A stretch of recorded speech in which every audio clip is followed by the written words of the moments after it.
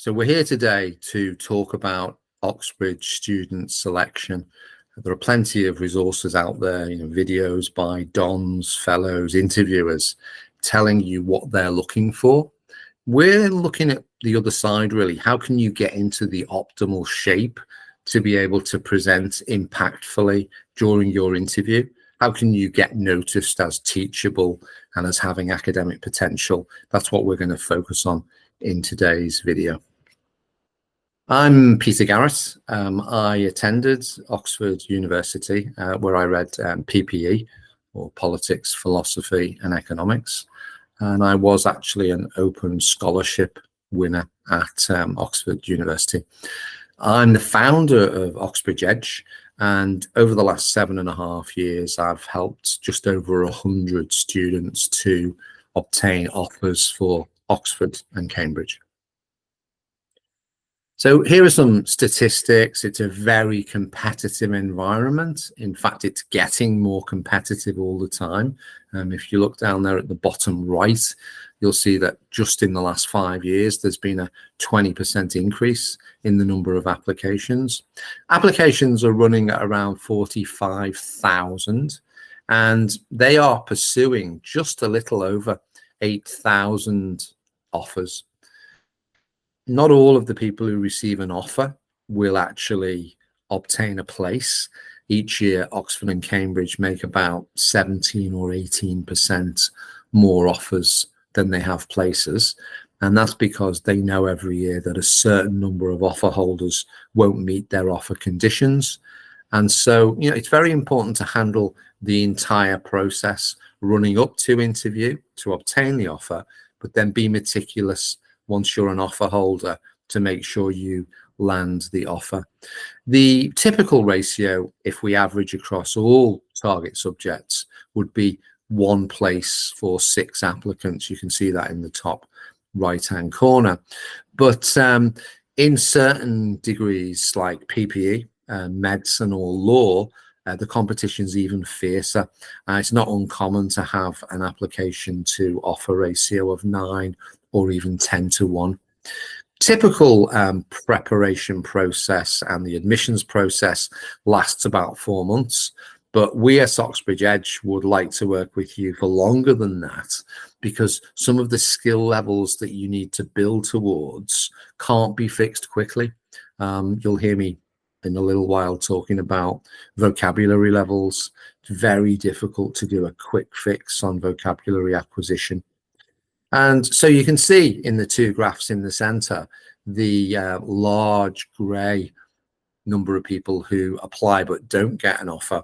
And then you can see the people in green who do get accepted. And clearly, this is a battle that you're engaged in. So what are the characteristics? And I've been observing this in hundreds of students for the last 7.5 years. The first one really is teachability. And this is going to be tested for explicitly in your interview. The dons want to know if you fit the tutorial system. Do you fit the supervision system? And they will look to see how well you bounce ideas off them, how well you extrapolate ideas that they give you.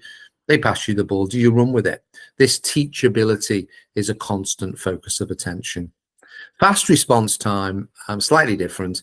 Each year when I get a cohort of year 12s, I will notice how quickly they turn around pieces of work. I might say, go to a secondhand bookshop, choose a book, read the book, and write me an essay. And 2 or 3 people will do all of that in 12 hours or 24 hours. They immediately stand out to me as good candidates. Some people, a smaller group, will start off with slow response time and gradually build momentum, velocity, and start to respond more quickly. A lot of people will just have a slow response time and they won't pick up speed. And those people have frankly got no chance of obtaining an offer.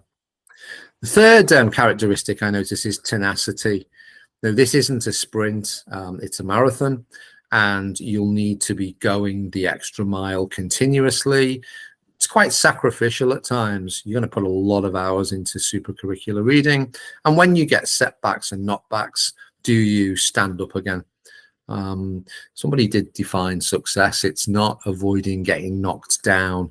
It's just making sure you get up every time you get knocked down. And we're looking for that in the students that are ideal for this process. Good at modeling. What do we mean by that? Well, in your college, in your sixth form, in your family, you will undoubtedly have around you people that read well, think well, write well. You've got to notice those skill sets, and then you've got to model them where you find them. You might have an older relative, or you might have a very well-educated teacher at college, and you might notice that they've done years or decades of reading. They are ideal people to go to and ask for suggestions, but they're also ideal people to model. So good candidates tend to be quick to start modeling. Reading habits. Most good candidates have extensive sourcing of wide range of material.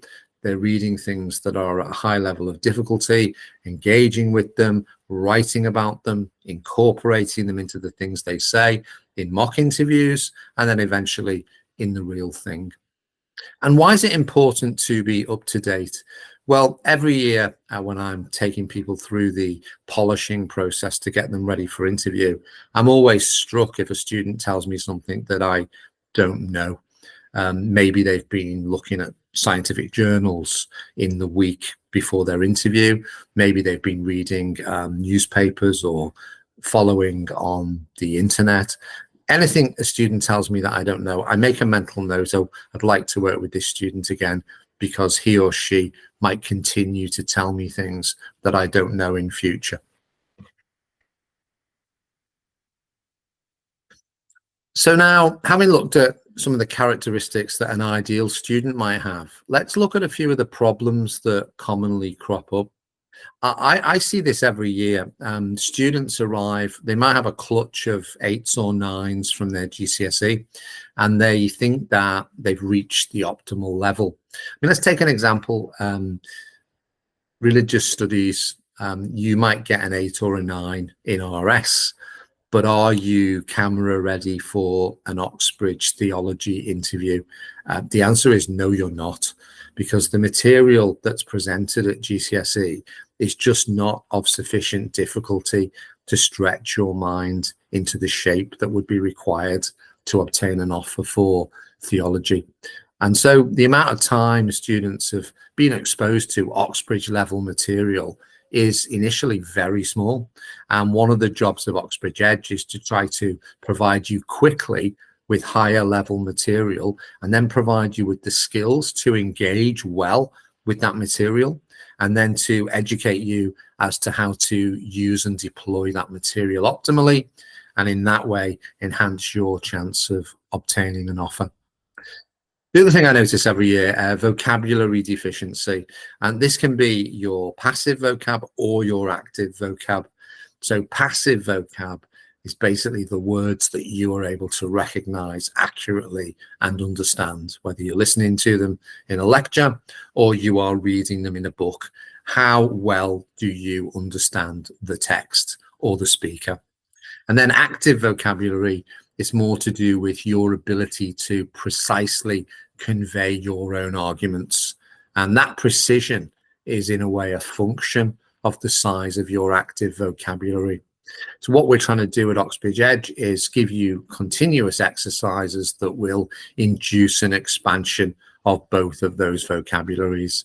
The best way actually to expand your passive vocabulary long term is to transfer words rapidly from your passive vocab to your active vocab, because you're not likely to forget the meaning of a word that you yourself use regularly. There's more to be said about that, and you will find on our school platform modules dealing specifically with those issues. Resource limitations. A lot of students confine themselves to the resources that they're being given by their college. PowerPoints are being handed to you as part of lessons. Textbooks are being given out. Sadly, sometimes I now go into sixth form college libraries and they're almost paperless. I don't know who came up with the idea of a bookless library, but for my money, that is a suboptimal trajectory. Some students, it's true, are very good at making use of resources online. They find TED Talks, they take MOOCs, they archive material well, but there is actually no substitute in my mind for an extensive library. Secondhand bookshops are a goldmine. If only I could get my entire cohort of year 12s to take that seriously, go to the secondhand bookshops, source the books, use the books, write about the books. There's a tremendous amount of gold to be spun out of the apparent straw on the shelves of secondhand bookshops. So another area of weakness for a lot of year 12 students in particular is presentation skills. Sadly, the number of opportunities in our school system for being in a play or joining a poetry group or a debating society, they are quite limited. The curriculum has become quite cluttered, and so these extracurricular and super curricular opportunities have become quite rare. And some students also hide away from such presentational stretches. At Oxbridge Edge, we'll be trying to put you in environments where you are forced to stretch and become a better presenter. Because at the end of the day, the interview itself is essentially you presenting your ideas being cross-examined, and then you defending against that cross-examination. Whether it's mooting that you practice in the context of law or jurisprudence, or it's debating that you practice in other subjects, this is an absolutely key skill for obtaining an offer. And then there's the issue of low resilience. Things will go wrong. I think it was Harold Macmillan, he said, what will change? Events, dear boy. And it's the same with the application process. An internet connection may fall, volume may disappear, or you may be asked a question. One of my students was asked about her EPQ on Pompeii at the start of her interview, and she had to say to the interviewers, I'm sorry, I didn't do an EPQ on Pompeii. But it's how you deal with that kind of difficulty. Do you crumble or are you resilient? And Oxbridge Edge, we have a whole set of modules on, we call it continuous upward transformation, making the cut. We will take you through anchoring skills, resilience skills, so that when difficulties arise, you meet them very powerfully. So I want to talk a little bit about how we've tried to make it easier for you to acquire the skills. It's not a sprint, it's a marathon. And so getting onto our platform, our school platform early, will enable you to improve as much as you require to improve. Quite similar actually to aptitude tests, which we do address in part of our platform. If you start trying to improve at an aptitude test too late in the day, you will not be able to get to the level that you need to get to in time. It's the same with preparing for an Oxbridge interview. If you start too slowly to build your vocabulary, then you will not be able to make the progress that you need to make. Let's talk a little bit about reading skills enhancement. When you're reading a book that's got a level of difficulty slightly above where you're comfortable, you've normally got two choices. You can either context guess, try to work out what a particular word means in a particular location, and that will keep you moving quickly, but it will cause you to lose precision in your understanding. We sometimes talk about the fog index. The fog will rise the more words you guess inaccurately. The alternative is to stop and use a dictionary or an online resource to look up every word you're unsure of. Well, that will clearly abate the fog, but it will also slow you down a lot. And Oxbridge Edge, in trying to enhance your reading experience, will try to give you skills that might make the choice between those two options less severe. And one of the things I'm going to talk about in a minute is etymological decoding. How can you become skilled at breaking words into prefixes and suffixes so that your interpretation is more accurate? And then in doing that, you'll also build and expand your active vocab that will allow you to communicate your ideas more accurately. Interview preparation, there's another thing that we provide on the platform. There are talks by me and other people on how to perform well at interview. We also offer residentials, 1, 2, and 3 day residentials in October and November. As you get close to interview, you'll want to come into an environment where you can really hone your skill set. And if you come on a residential, we'll spin you through perceptual positions. You might get 2 opportunities to be the interviewee, which is fabulous, but you might then get 2 opportunities to be an interviewer and experience the interview from the other side. And then maybe you'll sit off slightly and be the amanuensis or the note taker, and you'll write about your observing of the interviewer and the interviewee. And what we found at Oxbridge Edge is that spinning through those positions repeatedly increases your skill set, makes it more likely that once you get to interview, you will be one of the people that successfully carries off an Oxbridge offer. And more, we're constantly developing more courses, more materials, putting them on the platform, turning them into live courses. Stay tuned and you'll hear more about what we can do to help you get to Oxford and Cambridge. So just to dive into one specific tool, etymological decoding, the breaking of words, and how does that help you to improve your vocabulary? Well, it'll drive your reading level up because there'll be more words with which you're familiar. You won't need to be choosing all the time between context guessing and stopping and looking up, because you'll have this new tool like a cyclotron. You'll be able to smash words, and by smashing them, you'll be able to identify roots, and that will enable you to be clearer about the real meaning. So it will increase your reading efficiency, and you'll find lots of modules on our school platform where you can listen to workshops and tutorials, particularly where I've been talking to groups of year 12 and year 13 students about developing this skill. So here's an example. Common word, democracy. We all associate it with voting. But if you dive back into its roots, what Foucault called its archaeology, we can see that the prefix comes from demos, which is referring to the crowd or the population. And then we've got kratos as the root from the Greek, which means connected to power or government. And so this word must mean power exercised by the crowd, which is a pretty accurate definition of democracy. Here we've got another example. We've got tele being used as a prefix, and tele means at a distance. And then we've got graph from graphia, the Italian verb graphiare, to draw or to scratch. And here we've got decoding graph as to write or to draw. So telegraph is writing or drawing at a distance, sending information at a distance. And then this great word, telemetry. I'll start this time with the suffix because there is another word, metrology, which uses metry as a prefix. And when it occurs in metrology, it's the study of measurement. But here we've got it juxtaposed with tele, so it's measuring at a distance, maybe with a satellite.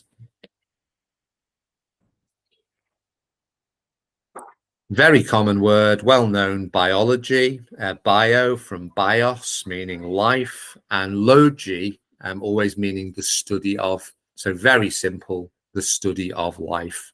And similarly with ecology, we've got eco from house or environment, and then we've got logi, and the two together, ecology, the study of the environment, making a lot of sense.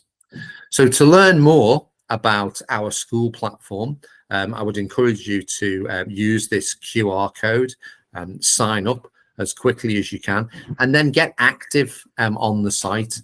Maybe help yourself by getting friends to join as well. They'll be able to like your posts, and that will allow you to ascend through the different levels of the platform very quickly. You might even form your own study groups self-help groups or study buddy groups, people who've got common target subjects to you who are facing similar aptitude tests. You might start as a community to communicate through our platform with one another. I'm often on the platform myself, and people send me questions which I answer as quickly as I'm able to, and then people often comment on my answers. Gradually, a little bit like a snowball coming down a mountain, picking up more momentum, more velocity as we move towards the important moments of aptitude test and final interview. And in this way, we believe that our platform can significantly enhance your percentage chance of getting an offer to Oxford or Cambridge for your target subject.